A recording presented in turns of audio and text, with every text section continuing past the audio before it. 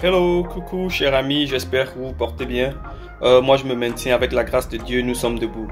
Aujourd'hui, je vais encore partager quelque chose de très important avec vous. Ne gaspille pas ton futur à cause de ta situation présente, je veux le redire. N'affecte pas ton futur glorieux à cause de ta situation de misère présente.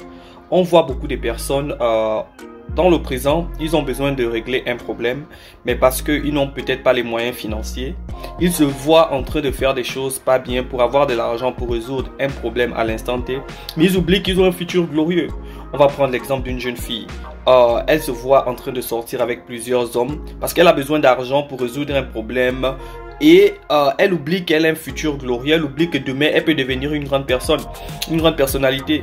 Et au moment où elle doit devenir une grande personnalité, toutes ces choses qu'elle a fait dans le passé commencent à revenir, ce qu'on appelle communément au pays, les retombées. Il commence à avoir certaines retombées. Donc parfois, il faut savoir rester serein, parfois il faut savoir rester dur, sans pour autant affecter ton futur. On voit par exemple l'histoire de David. David, à cause d'un plaisir qu'il voulait avoir à l'instant T, il a gaspillé toute sa génération, il a gaspillé les enfants de sa maison. On nous parle par exemple de l'histoire de Jacob et Ésaü. On dit que Ésaü a vendu son droit de naissance à Jacob parce qu'il avait faim. Il avait besoin de manger à l'instant T. Donc il a vendu sa bénédiction à cause d'un problème momentané. Que ce ne soit pas le cas pour toi. Et que si tu es déjà tombé dans ce genre de situation, que tu ne répètes plus la même chose. Donc aujourd'hui, je suis là pour apporter de l'espoir, pour te dire, garde le moral. Quand tu es dans une situation vraiment terrible, rappelle-toi que tu peux avoir un futur glorieux. Rappelle-toi que tu seras une grande personnalité demain. Et donc, les actes que tu poses aujourd'hui, c'est capable de te rattraper demain. Comme on dit souvent communément dans mon pays au Gabon, les retombées.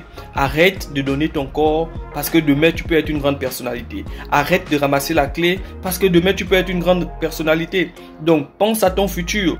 Si ton présent est douloureux, je ne dis pas que c'est facile. Ce que je suis en train de dire, c'est que il y a toujours un moyen de garder ta dignité. Il y a toujours un moyen de se dire que demain, tout ira bien. Il y a toujours un moyen de prendre des situations moins douloureuses que d'autres. Fais en sorte que les actions que tu poses aujourd'hui, demain, tu ne puisses pas tellement regretter. On a tous commis des erreurs. Mais ce que moi, je t'appelle, c'est limiter maintenant tes dégâts. Alléluia. Surtout mes sœurs.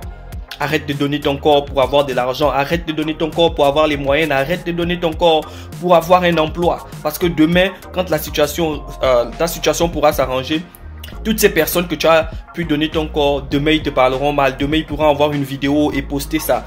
Donc arrête de donner ton corps. Concentre-toi sur toi-même et essaie de penser à ton futur. Mets la prière en avant. Mets le travail en avant et arrête de te vendre. Donc arrête de vendre ton futur pour une situation présente momentanée. Arrête de vendre ta bénédiction parce qu'aujourd'hui ton ventre a faim et veut manger quelque chose.